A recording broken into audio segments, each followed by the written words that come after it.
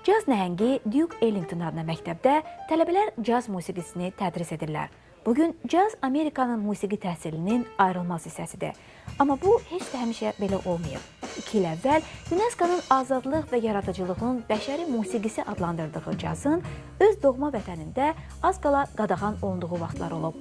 1960-cı illərədək ABŞ-da caz haqqında məktəb dərsliklərinə məlumat vermək, onu musiqi kurikulumuna daxil etmək səyləri tənqid olunub.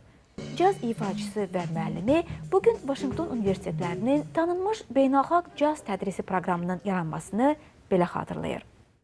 So one day I was here doing my job and the superintendent comes in and says, why aren't you teaching music in the public school system?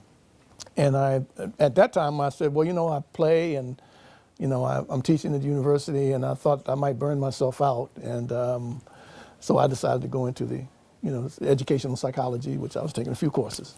And she said, well, I'm reenacting the music major at McKinley High School, which was across town, and I would like for you to come and head that program.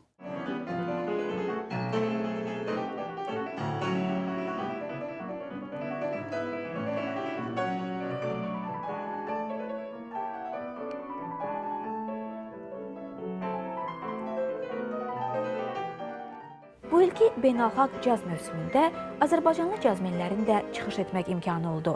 Azərbaycanlı ifaçı Emil Əfrasiyab cazı onun vətənində ifa etməyin fərqli olduğunu deyir.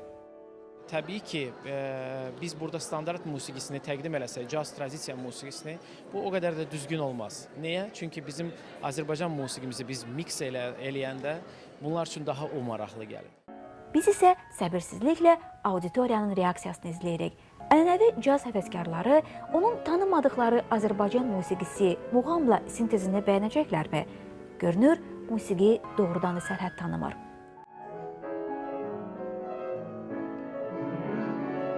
Çok qəşəngdi, çok maraqlıydı. Şükür ki, bu birinci dəfə Azərbaycanın cazı eşitmişəm.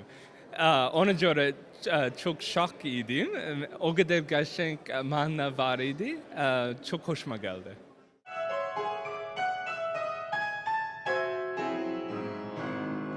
Caz mövsümünün sürprizi başa çatır.